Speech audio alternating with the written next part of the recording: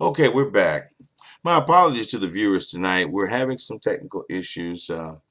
We've actually tried to change some stuff up and got some new things going on, and they're not working together real well right now. Some things are not synchronizing like we want them to. So we apologize for the technical difficulties that we're having. But as you can see, once we're back up and at 'em, I'm right back at you. And as I was saying, um, we all are having ways of trying to find ways to do better and make things happen. And in today's society, um, considering as we talked about the lottery, you've got over $700 million, a little over $700 million was given away to one individual. Congratulations to you once again. I'm just from the school of thought of this. Even if I could have that $700 million to myself, if I had the option, if an option was given to me as to being able to take that money myself or being able to distribute it amongst those that need it just as I would choose the latter because it would go a hell of a lot further. I definitely would make sure that I definitely would acquire some friends with that type of thinking.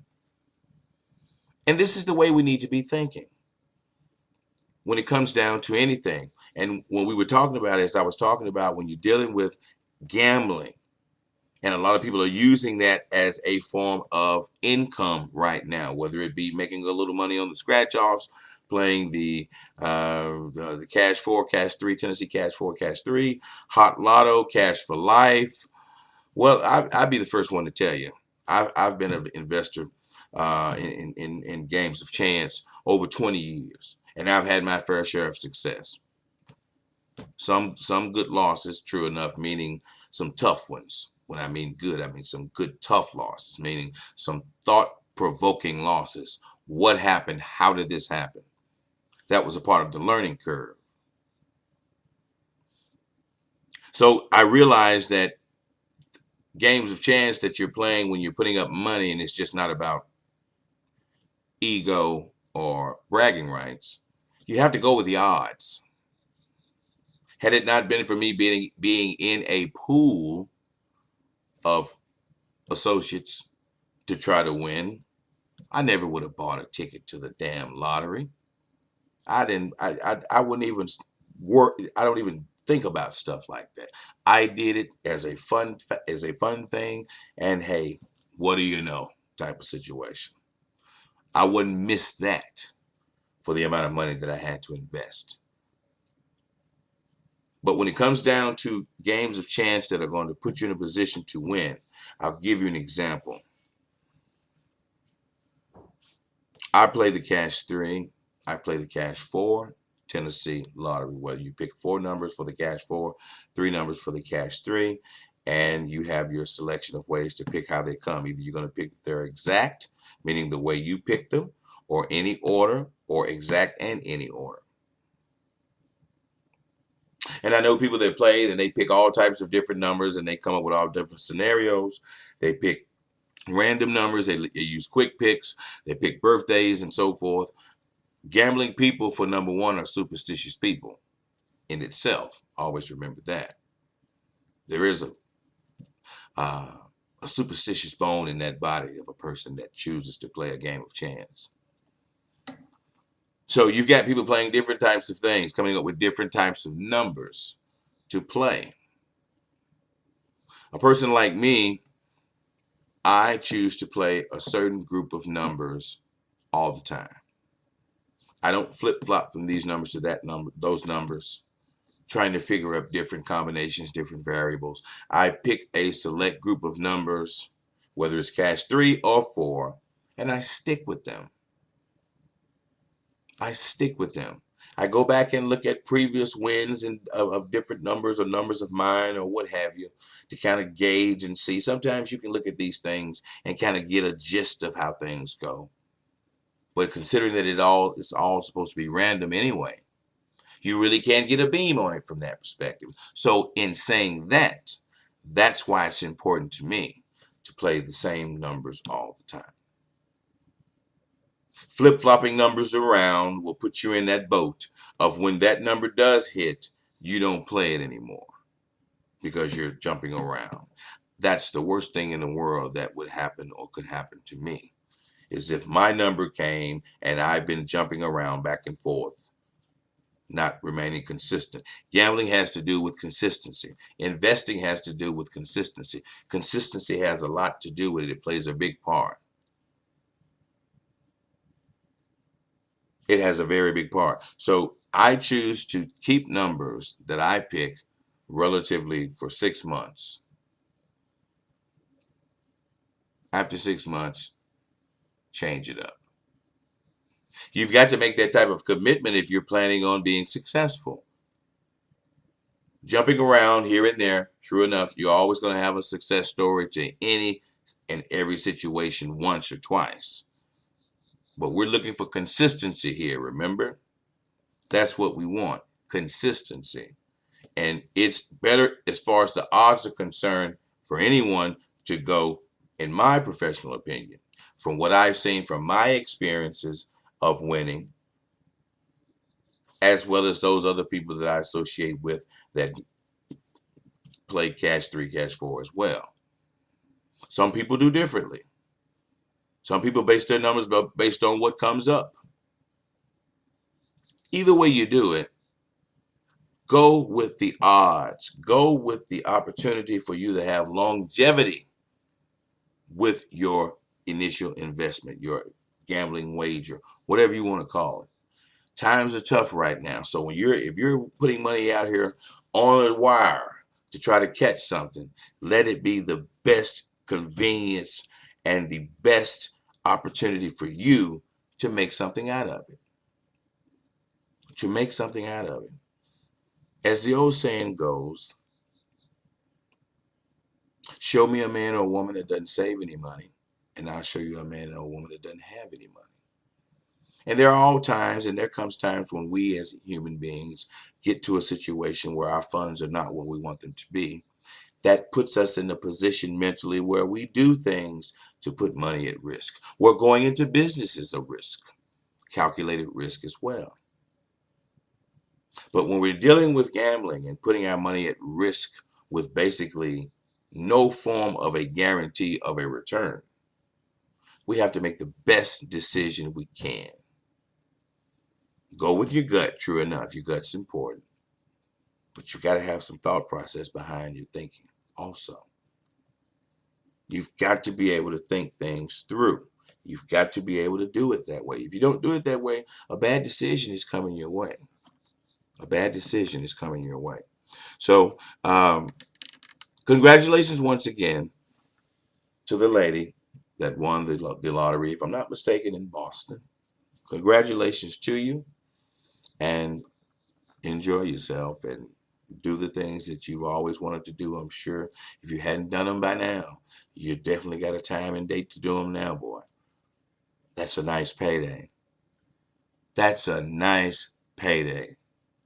So congratulations once again, man. We talked about this past Tuesday about some things. I spoke on some email responses to some things that I discussed in previous videos. This week, when I was reading my email responses, um, the email responses were pertaining to my comments on Charlottesville, excuse me, and the white nationalists, white supremacists, and so forth. One email in particular I can vividly remember was telling me that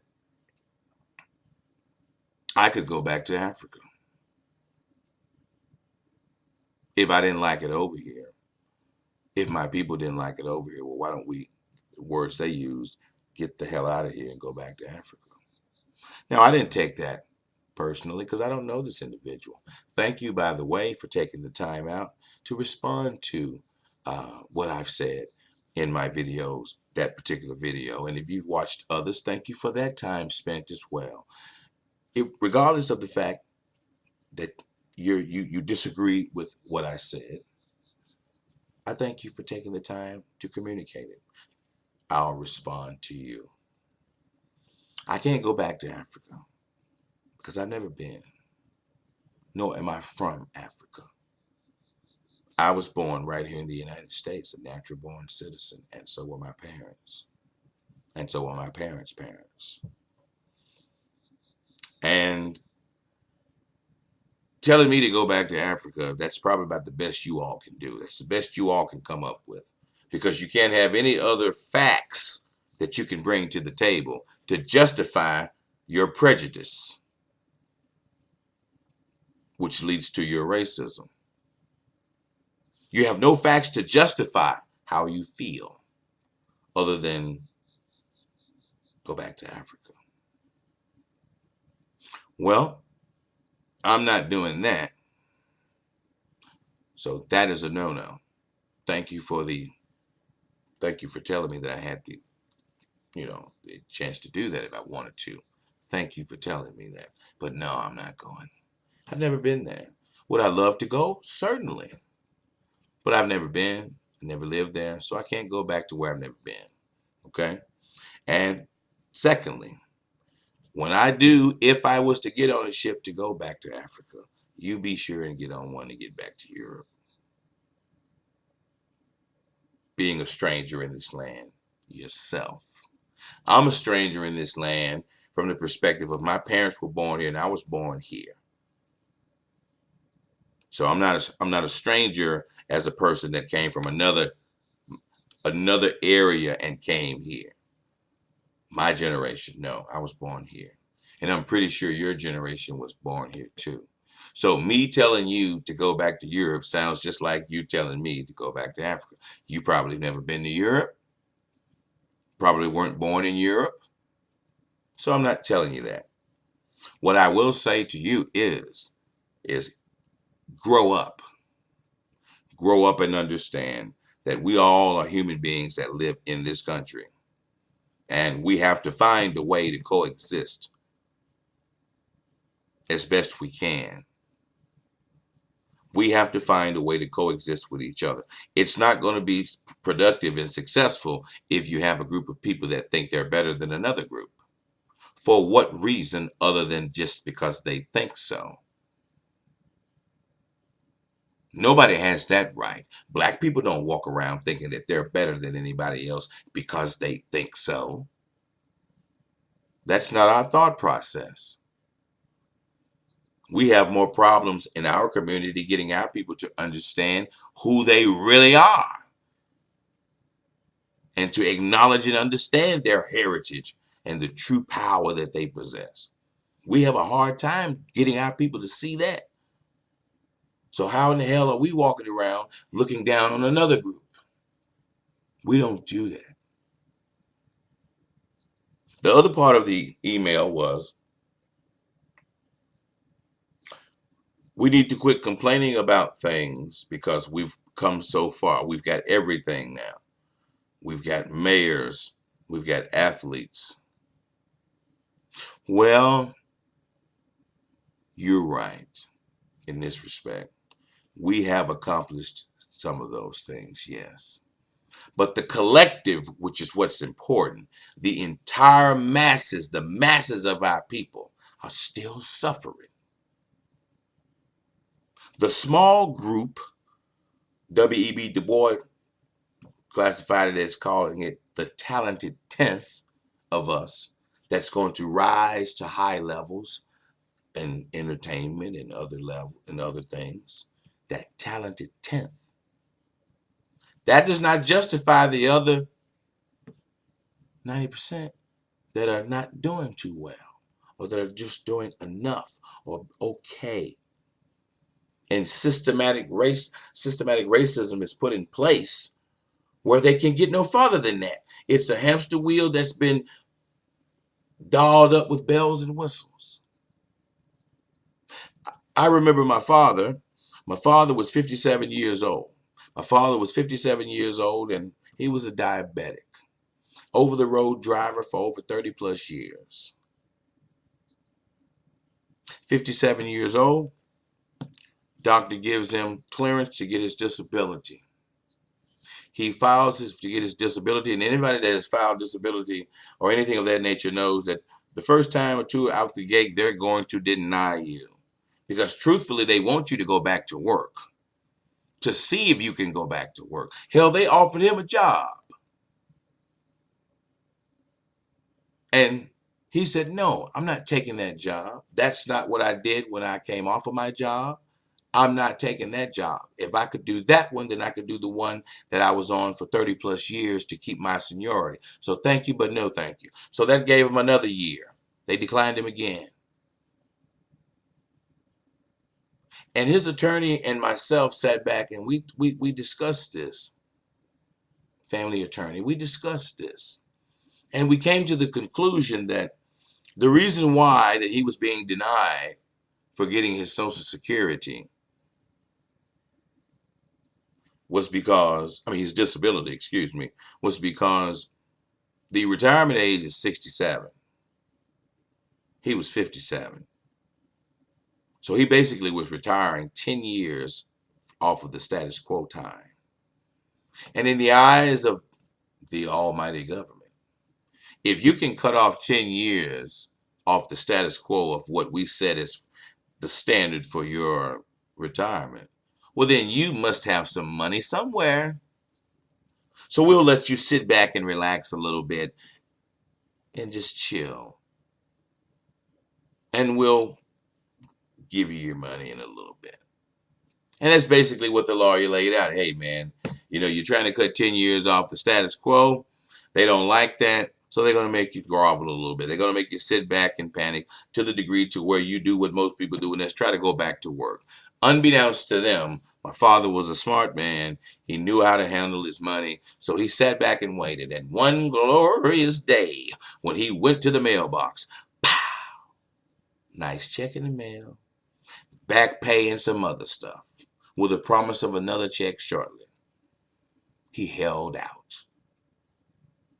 Most of us end up going back to work or trying to find some work because things are tough.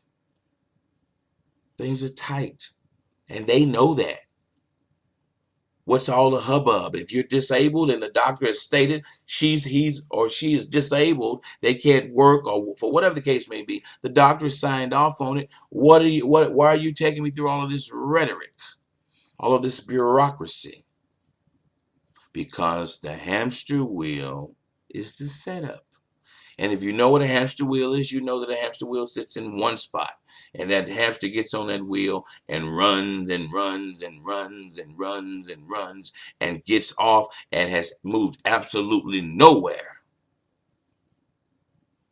That's what this setup is all about. If you're fortunate enough to get something going to pull you off of that hamster wheel, whether it be entrepreneurship, inheritance from family, lottery, winner, whatever it may be, it's a blessing. Because a lot of people are riding that hamster wheel. A lot of people are on that hamster wheel. And they are really going, getting nowhere faster than they've ever gotten nowhere before. And it's not because their lack of intelligence. It's set up this way. That's why you have to get off into higher learning to understand how to deal with this situation. And in doing that, trying to keep those ends meeting, we put our monies and selves at risk. And when putting your money at risk, you need to know everything there is to know about probability and possibility of what you're doing. You need to know. You're supposed to know. And if you don't know, you shouldn't invest or bet a dime. Me personally, outside of a pool, I would never bet the lottery. It's literally a giveaway. It's literally a giveaway. It is what it is, but it's a giveaway. Would I have loved to win? Sure. Who wouldn't? But that doesn't change what it is. And it doesn't make me a bad person by calling it what it is. Excuse me. So, in dealing with today's society, and the need to make ends meet. Jobs are not paying like they used to. People are not working 40 hours like they used to. 40 hours is not the traditional work week anymore. It's anywhere between 30 to 35. Programs are being cut. All types of benefits by companies that companies used to offer. There used to be a time where companies bragged on the benefit package that they had for their employees. They don't do that anymore, because very few of them are offering any packages of any kind, or it's supplemental dental, supplemental vision, some old bull crap that way,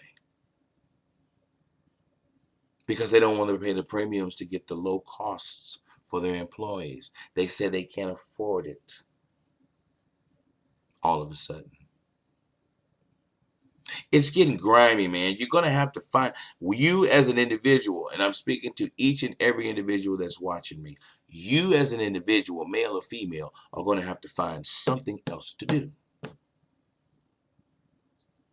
If you're not in an area of skill set where you can provide a true skill, or you are of major, you've got the personality of 15 presidents, 5 congressmen, and 2 congress ladies, and 3 man, to where you can get off into multi-level marketing, direct marketing, real estate development, whatever you can with your personality, pleasing personality, and knowing trends and understanding, recognizing trends and different things. It's going to be tough out here. I see more and more small businesses popping up now. Mobile detailing, lawn, a lot of guys are getting off into landscaping. It's enough money for everybody out here.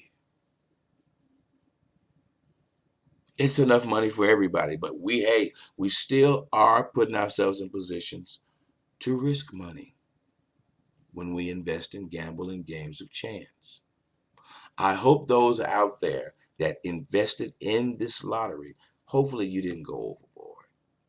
Hopefully you didn't let your dream take you too far where you spent $3,000 on lottery tickets. Throwing $3,000 at 700 million, no sir. No sir. It's just like throwing a hot dog down the hall. No effect whatsoever. So I hope that nobody went overboard dealing with this lottery, trying to win this lottery. In the stores, we all were having fun, and everybody has their wishful thinking in buying their chicken. Well, see, that's the elixir that everybody gets hit on, that they get sprung on. Oh, I'm going to give me a lottery ticket. I'm going to win, and I can do this, and I can do that. And you live off of that high until they read those damn numbers, and you realize none of them are yours. Oh well, let me go get my uniform ready for tomorrow. Let me get my uniform ready for tomorrow. I will be at work promptly. Excuse me. And nothing's wrong with that. Nothing's wrong with working, getting up and going to work. There's nothing wrong with that. I work every day. I haven't had an off day since 1998. Let me tell it. Even when I'm asleep, I'm working. But I get my rest. But I'm always working because I work for me. Working for yourself is it's a high in itself, but you've got to have the determination to do it. Same determination that you have working for someone else, because you're not slacking up on standards, I would presume. I'd presume that you would actually give a harder push for you than you would for someone else, not because you don't respect them, but just because this is yours and it's you, which demands that you give more. Understandably so. So, getting back briefly to the email, we're not going anywhere. We're going to be right here. We want things to be fair. We won't accept it any other damn way, and we'll fight for it until the end. We have just as much right to be here as any damn body else, probably even more. And we'll be dealt with accordingly. So, I mean, out of those emails, I didn't have that many like that. Most people were in support of what I said. As I said in that particular video, black people don't hate white people. We don't hate you. We deal with you all better than you deal with us. We accept you into our community quicker than you accept us into yours. We do. And it's not based on what you have or who you are, like it is in your neighborhood. In order to live in, to be accepted in white neighborhoods, no matter if you want to believe it or even acknowledge that it still exists, you have to be a certain way. You have to do a certain thing. You have to be of certain economic status. In our neighborhood, you come as you are. We accept you as you are. That's the beauty of our culture. People embrace our culture because of its loving nature. When you get involved with us and the extended family concept that we have, play cousins and brothers and things, we started that. No incestual stuff now. No mating around with your cousins and your nieces and stuff. None of that. But just those extended family and friends that you grew up with, they become known as your brothers and play cousins. That's how we get down. We're not the nuclear family mindset. We're the extended family mindset. That's how we are. That's always the way we're going to be. So we show love to people. We embrace people in the black community. Why do you think that when people move in the black community, we have such a profound effect on them? Sometimes some negative entities are involved and turns things a little bit differently, but that's not the norm. That's not in most cases. So we're a beautiful culture. We just want to make sure that everybody respects our culture and who we are and what we fought for. Give us our just desserts. And that's a fair, level playing field. That's all black people have ever wanted. A fair, level playing field. Reparations would help. It would kind of let us know that you're really sorry. But that's another debate for another day. Maybe we'll discuss that down the line. So those emails weren't too bad. For the most part, more pros than cons. Okay? More congratulates than hates. For those that sent them in, whether you congratulated or whether you hated, thank you for spending your time to communicate with me. No topic is too big here. No topic is too big. No topic is too small. As long as it matters. That's what we want to talk about. Things that matter. Things that matter. Throughout the country, they are putting over targa tops or tarps and things over some of these statues. I said this past Tuesday, it's a lot of bureaucracy going on for a damn statue. Be mayoral, be a mayor in any city of this in this great country, and take that bullshit down. And make an executive order, take it down. Why are we going through all of this? We got bigger fish to fry. So let's take it down. If we get caught up and stay caught up in things of this nature, then the bigger problems that we all know we have are going to continue to sit on the table and not be addressed. And what happens when you sit good hot food on the table and no one eats it? It gets cold. Who wants cold food? We've got to do better. We've got to do better. We've got to hold people accountable for what they tell us. If you tell us you're gonna do something, damn it, then we're supposed to hold you accountable. And when we hold you accountable, don't get mad because we're holding you accountable. We've got to do these things. We've got to do them. I'm just I'm a normal everyday guy. Hard worker. I love my family. I love my queen. I love my children. I love my extended family. We always don't see eye to eye. No family does, from the smallest thing to maybe the largest. But we still have to try to make it work. We still have to try to put things in perspective where we still can help each other. And when we don't do that, it just makes it bad for everybody. We've got to work together. Here we go. It doesn't matter your color. We got to work together. We live in this country. We all enjoy the benefits of living in this country. So there's a certain amount of responsibility there. And for those people that feel that people of color are inferior to you, rethink your thought process. It's going to get you in some trouble somewhere down the road.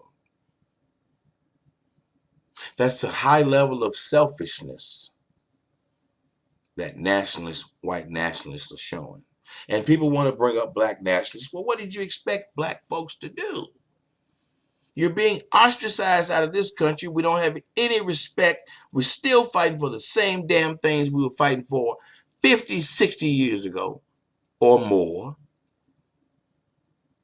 Dignity and respect, a fair playing, level playing field.